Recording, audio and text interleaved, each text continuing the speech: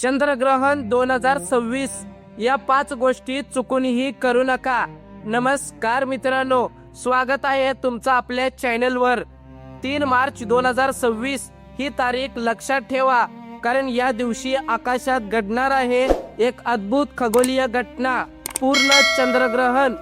भारतीय संस्कृतीत चंद्रग्रहणाला खूप मोठे महत्त्व आहे। पिढ्यानपिढ्या आपले आजोबा पंजोबा शास्त्री पंडित सांगत आले आहेत, ग्रहण काळात काही विशिष्ट गोष्टी केल्या तर त्याचे वाईट परिणाम आरोग्यावर, मनावर आणि जीवनावर होऊ शकतात। तर आज आपण जाणून घेणार आहोत चंद्रग्रहणात चुकूनही करू नका अशा 5 गोष्टी, आणि त्यामागचं शास्त्रीय आणि पारंपरिक कारणही समजून घेणार आहोत। त्यामुळे मित्रांनो, व्हिडिओ शेवटपर्यंत पहा, कारण 5वी गोष्ट ऐकून तुम्हाला खरंच धक्का बसेल। चला तर मग सुरू करूया। आता चंद्रग्रहण म्हणजे नेमकं काय, आधी थोडक्यात समजून घेऊया। चंद्रग्रहण म्हणजे काय? जेव्हा सूर्य, पृथ्वी आणि चंद्र एका सरळ रेषेत येतात तेव्हा पृथ्वीची सावली चंद्रावर पडते, यालाच म्हणतात चंद्रग्रहण। 3 मार्च 2026 चं ग्रहण हे पूर्ण चंद्रग्रहण असेल, म्हणजे चंद्र पूर्णपणे पृथ्वीच्या सावलीत येईल आणि यावेळी चंद्र लाल कलरचा दिसतो, त्यामुळे त्याला लाल रंगाचा चंद्र किंवा ब्लड मून असंही म्हणतात। तर मित्रांनो, भारतीय ज्योतिषशास्त्रात ग्रहण काळात सूतक काळ असं देखील म्हटलं जातं। या काळात शरीर, मन आणि ऊर्जा यांवर विशेष परिणाम होतो असं मानलं जातं। तर आता थेट बोलूया त्या 5 गोष्टींकडे ज्या ग्रहण काळात करायच्या नाहीयेत, अन्यथा तुम्हाला काही 5 गोष्टी भोगाव्या लागू शकतात। पहिली गोष्ट म्हणजे जेवण करणे। पहिली आणि सर्वात महत्त्वाची गोष्ट मित्रांनो, ग्रहण काळात जेवण करणे टाळा। आपल्या शास्त्रात स्पष्ट सांगितलं आहे, ग्रहण काळ सुरू होण्याआधी 9 तास सूतक काळ सुरू होतो। या काळात अन्न ग्रहण करणं अशुभ मानलं जातं। पारंपरिक कारण काय सांगतंय त्यासाठी व्हिडिओ शेवटपर्यंत बघा मित्रांनो। आता पारंपरिक कारण, ग्रहण काळात वातावरणात नकारात्मक ऊर्जा वाढते, हवेतील सूक्ष्म जंतू अन्नात मिसळतात असं मानलं जातं, त्यामुळे अन्न दूषित होतं। आता वैज्ञानिक दृष्टिकोन काय सांगतोय? खगोलशास्त्र सांगतात की ग्रहणाचा थेट अन्नावर परिणाम होत नाही, मात्र मानसिक ताण आणि झोपेचं चक्र बदलल्यामुळे पचनशक्तीवर परिणाम होऊ शकतो। आता व्यावहारिक सल्ले लक्षपूर्वक बघा। ग्रहणापूर्वी हलकं जेवण करा। ग्रहण संपल्यावर स्नान करून मगच जेवण करा।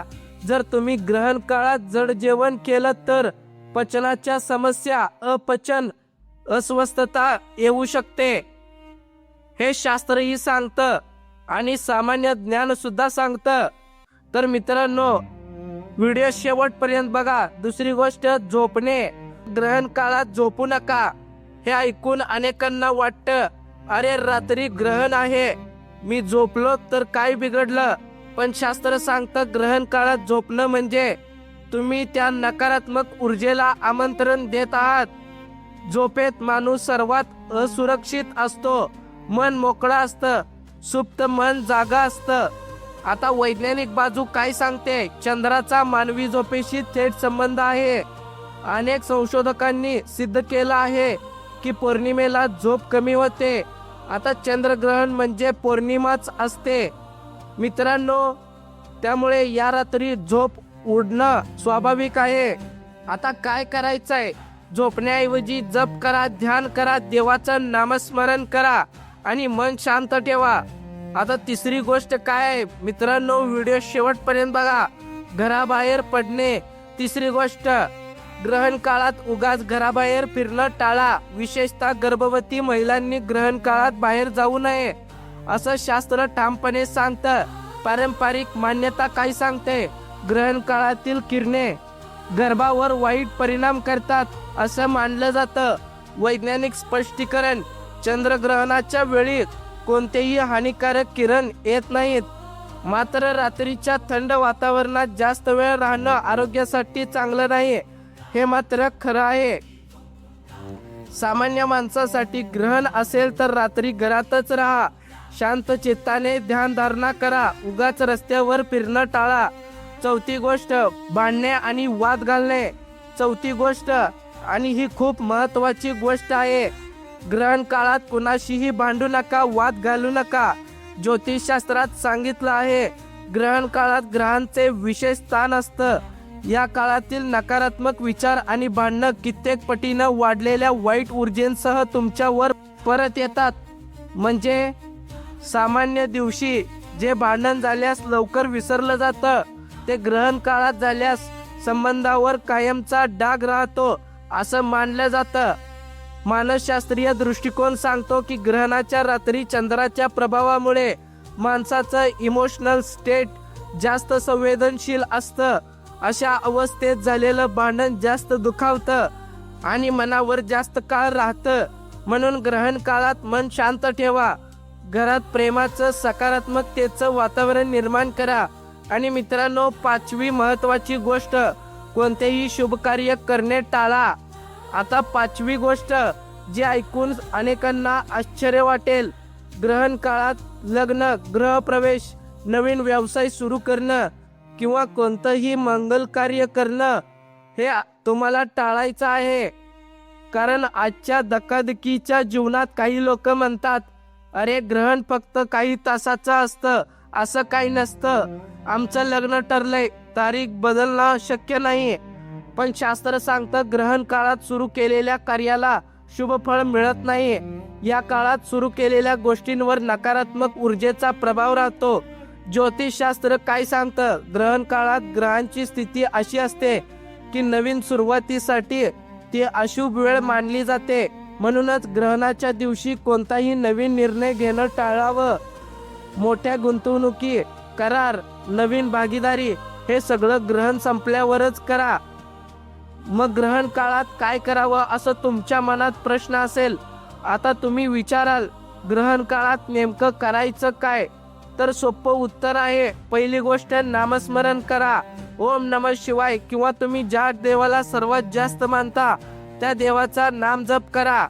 दुसरी गोष्ट ध्यान करा. ग्रहण काळात ध्यान केल्यास त्याचं फळ सामान्य दिवसांपेक्षा कित्येक पटीने जास्त मिळतं असं मानलं जातं. तिसरी गोष्ट दान करा.